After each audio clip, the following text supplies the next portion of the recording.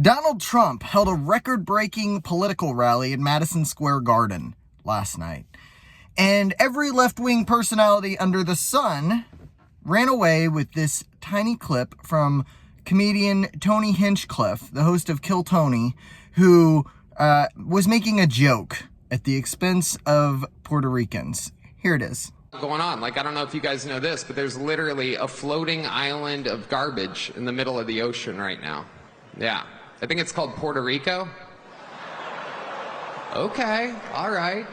Okay. We're getting there. Now, of course, everyone was offended. They clutched their pearls and screamed, fell on the floor and writhed. And AOC decided to try to get a coalition of Puerto Ricans to spread this around so that every Puerto Rican, there are 450,000 in Pennsylvania, will vote against Donald Trump because someone said naughty words. Here's a beautiful reaction from some fellow in a suit, used to be the governor of Puerto Rico. Asha, we were just called garbage in Madison Square Garden, no less, the home state of over 1 million Puerto Ricans. This is egregious, it's insulting, and it will cost President Trump if he does not address this.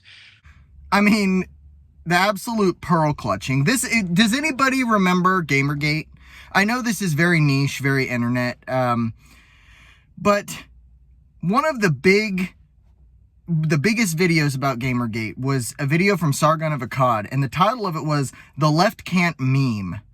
And frankly, this is true, but they can't take a joke if it comes from someone on the opposite side. Now, consequentially, at a Tim Walz rally very recently, George Lopez was there and made a joke about Mexicans being thieves. Take a look at this.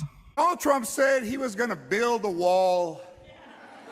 And George Lopez said, you better build it in one day, because if you leave that material out there overnight. But of course that doesn't matter, because George Lopez is a Democrat and people on the left can do no wrong. Oh yes, that's kind of the narrative, actually. Well, he was just joking. Well, what's the difference? Oh, Tony Hinchcliffe, he took aim at an entire island. Yeah, there's, in every comment section of some white liberal screaming and clutching their pearls on X, there are 50 Puerto Ricans in the comments saying, I thought it was funny, or I don't care. And that's just it. These people think that the populations that are brown and black are stupid and cannot take a joke. They literally do think this. I offer up the Kamala Harris mini accents and Hillary Clinton hot sauce in the handbag examples to tell you they do think you're stupid. They think that, in fact, there was a study done by, I think it was Harvard, that found, or maybe Towson, I don't remember, but they found that liberals literally treat black people like they're stupid. So, I mean, that's consequential for this. I didn't really find the joke to be all that amusing. I didn't really care. When I watched it over, I heard it live, because I had been watching it, then I streamed a little bit, and so I went back and listened live. And I actually missed it the first time because I wasn't paying too close of attention.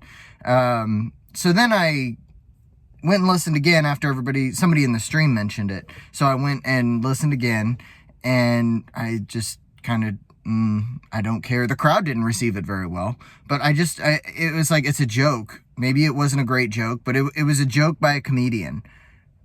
For shame. George Carlin, very famous left-wing comedian, they would be very, very, very butthurt by him today. And that's kind of crazy, because George Carlin was, he was left-wing to the core. But, his comedy would be too edgy. But here we see, once again, the party of shaming and censorship is the Democratic Party, which is why people like myself, who have always identified as liberals, are now shifting to the right and will be voting for Donald Trump. That's about all.